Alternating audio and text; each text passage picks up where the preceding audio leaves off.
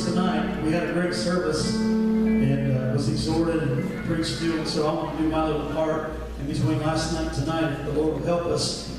But how many knows the Word of God is powerful, and it drives back the power of darkness? If you have your Bible, turn to 1 Samuel chapter number 30.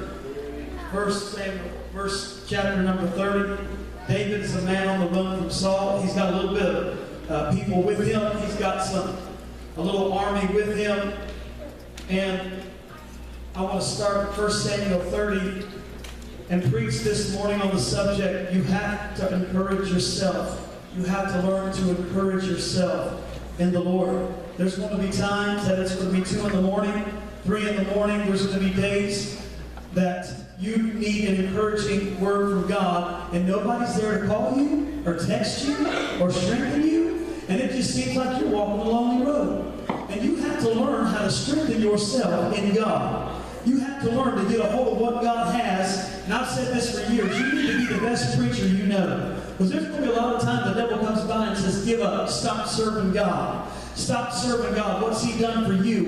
And you've got to preach to yourself and say, I'm not giving up. I'm not giving in. Even though there's things coming against me and forces coming against me. David had a time in his life there patting him on the back and saying, Saul killed his thousands and David has killed his 10,000s. Way to go, David. But this isn't the case in these few verses. David had to learn to preach to himself, to sing to himself, to encourage himself. Because if you can learn to do that, you can be in the car all by yourself, nobody around, but you can encourage yourself in God. Tears can flow down, and you can get the help of God that you need, just you and the Lord. Can anybody agree with that this morning? And it came to pass, verse number 1, when David and his men were come to Ziklag on the 3rd day, that the Amalekites had invaded the south, and Ziklag, and smitten Ziklag, and burnt it with fire, and had taken the women captives, they that were therein. They slew not any, either great or small. They didn't kill anybody, saying, but carried them away, and went on their way.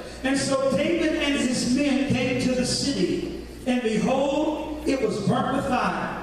And the wives and their sons and their daughters were taken captive.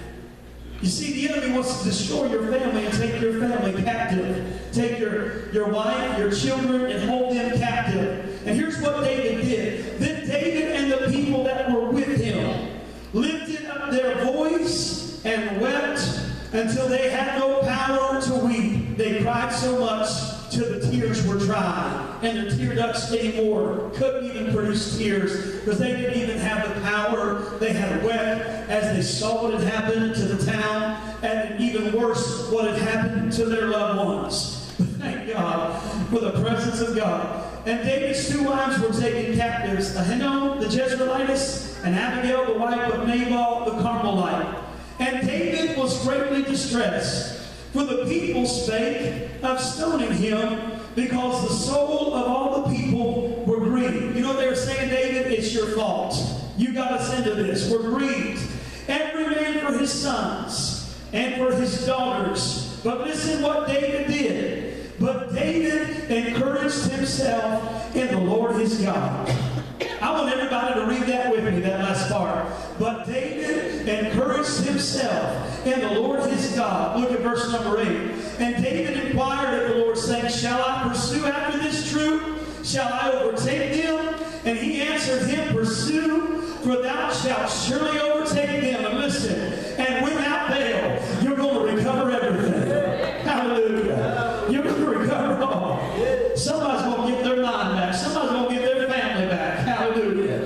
And David smote them from twilight even till evening. Verse 17. David smote them from twilight till evening of the next day, and there escaped not a man of them except 400 young men which rode upon camels and fled. And David recovered all that the Amalekites had carried away, and David rescued his 2 wives. Last verse, number 19. And there was nothing lacking to them, neither small nor great, neither sons nor daughters, neither spoil nor anything that they had taken to them. David recovered all. Somebody say amen. Amen. Father, I thank you for the anointing of the Holy Spirit. God, and I'm in the middle of these 3 services. I think you want to talk to somebody today. Maybe you want to preach to EJ, but I'll take whatever you got.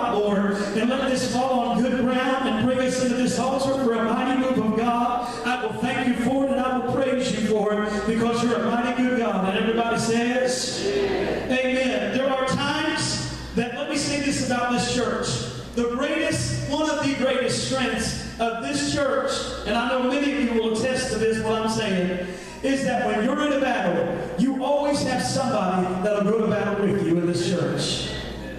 Come on, somebody. You have somebody that'll go to battle with you.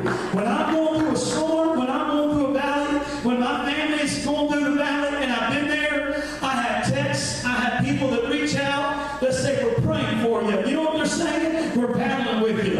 When Brian Budd's going through those treatments for that spot, Brian, there's an army that's raising up, that you're not going by yourself, but there's an army that's praying. When Natalie's going through, even though she don't even go to church here, but her good friend Karen does, there's an army of people that are praying and seeking God, and that's going to battle with you. I'm telling you, don't take for granted the people in this church that will go with you arm in arm and hand in hand and say, I know you got a battle, but I'm going to go battle with you. Because there's some days you can't even pray for yourself, if you know what I'm talking about. There's some days it's hard, but you've got an army of believers that say, I'm going to link arms with you, hand in hand, arm in arm, and we're going to defeat the devil, because greater is he that's in us than he that's in the world. And we don't have to go to battle by ourselves. Can you say amen? There was that time, but listen to this. David had those moments a few chapters before where he kills Goliath, and I mean his stock is rising, and they're patting David on the back, and they're saying Saul's killed his thousands, but David's killed his 10,000s. You know what, David, we're with you. And they would sing his praises with the timbrel, and they say, David, you're the man. I'm paraphrasing. David, you're the guy. David, you're the man. You're just a great warrior. But isn't it funny in life how some days you feel up and everybody's patting you on the back, but there's days that life changes. And David is on the fleeing from Saul. Saul don't like all this attention because he's the king. Although David is the anointed one, going to be king, Saul's jealous. And so David's got a few hundred men, and he's on the run. And he goes to this place with these men, and when they come back to Ziklag, where they were, they had realized that the enemy had came in, and they had stolen their wives, and they had stolen their children, and all of a sudden, all the praises and all the pats on the back were gone. And they're thinking, David, what have you got us into over here? What have you got us into? Listen, there's moments you feel the presence of God and the power of God, but if anybody else is like me, come Tuesday morning, Friday morning, you're going in your car and you're saying, God, where are you? I haven't got a text one, I haven't got a phone call one, and you find yourself in the place of discouragement. Maybe you've got a son or daughter that's held captive by the enemy. Maybe you've got a family member that the enemy is coming against, and you're discouraged. And the question is, what do you do in that moment when you are so discouraged that if it was up to you, there was times that you would just give up? What are you going to do in that moment? Because we know God's able. We know God fights my battles. We know God goes before me. God's not the problem. It's motivating me is the problem sometimes. Can anybody say amen? I know God's got my back. I know God's fighting more. But I'm losing my ability to even want to fight. And all of a sudden they say, David, all of a sudden the tables turn. What are you doing, David? What have you got us out here? But verse number 6 says, they wept and they cried because the enemy came in and took their families, and David didn't know what to do. But I like this. When David didn't know what to do, he started getting encouraged himself. And didn't just say David encouraged himself. It said David encouraged himself in the Lord his God. What was he saying? He was a psalmist. I just like to believe that David got along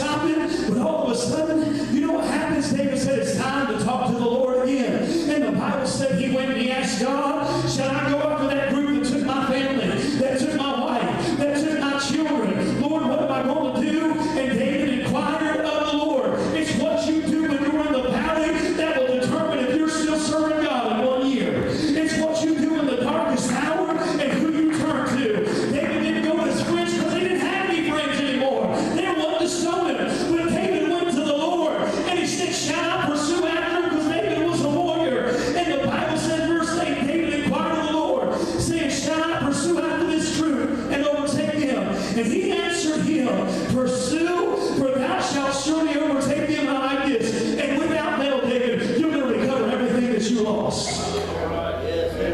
Not just one, not just two kids. I have a Bible that says in the book of John, if you pray according to his will, I will answer that prayer and I will give you what you've asked for. If you pray according to my will, what I called you to do, what I've asked you to do. And so I believe that it's not God's will that our son or our daughters or our mothers or our fathers or our husbands or our wives remain captive to the enemy. But I believe we got a God that's going to say, you're able to recover everything and take it all back. What the enemy stole from you. There's an old song we used to sing. It says, I went to the enemy's camp and I took back everything that the devil stole from me. Does everybody believe it's time to take back? And like Brother Greg said, it's time to go get my bicycle back. Brother Greg said it like this.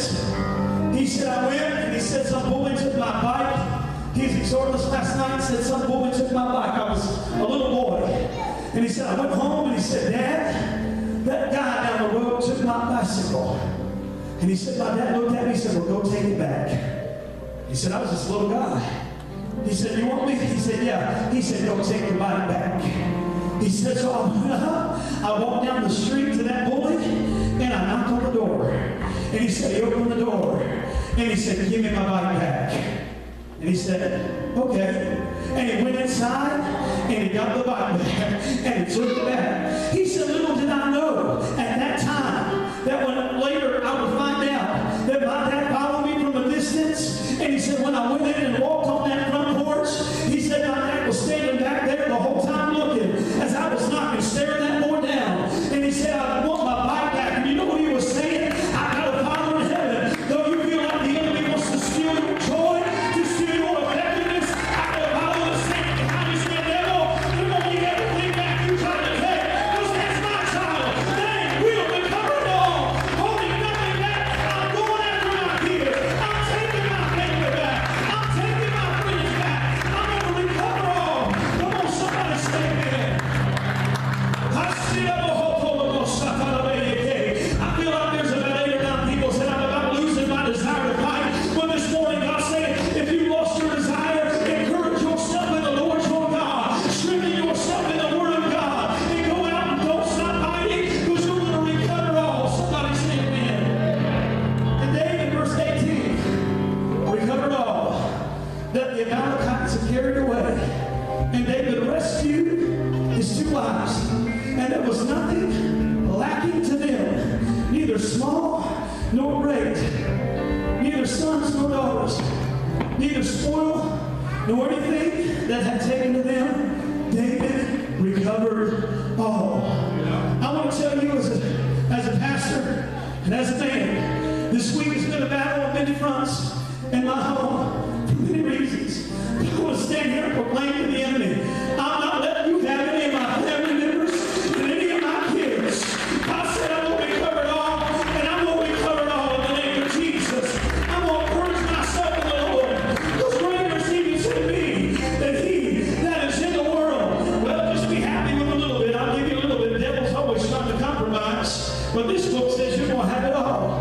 Well, I'm going to have this, and no, you're going to have it all because God said that. God wants you to have it back. Well, I'm just going to have to live life with a dark cloud that I walk in every day. And I walk under this cloud, and I'll just function and learn to function with this dark cloud. But the Lord says this morning to somebody, you're going to recover it all. And that storm cloud may just break up today, and the sun's going to shine again, and God's going to give you your joy back. But you've got to learn to fight and encourage yourself in the Lord. Can you say amen? I'm going to fight, and I'm going to encourage myself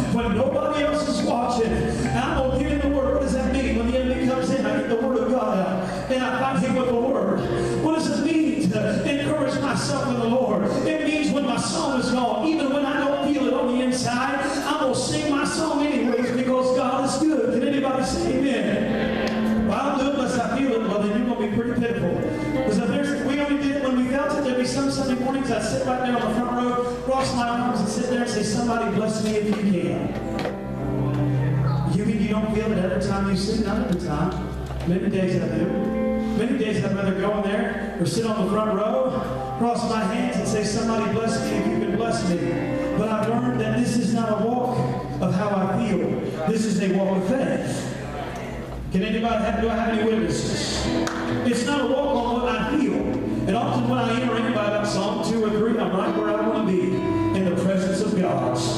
It has to enter into that spiritual place where God is. Because there's days I better praise Him not because I feel goosebumps, but I gotta praise Him because He's God. And His Word says I'm going to recover all. I'm going to get it all back. Well, how do you encourage yourself in the Lord?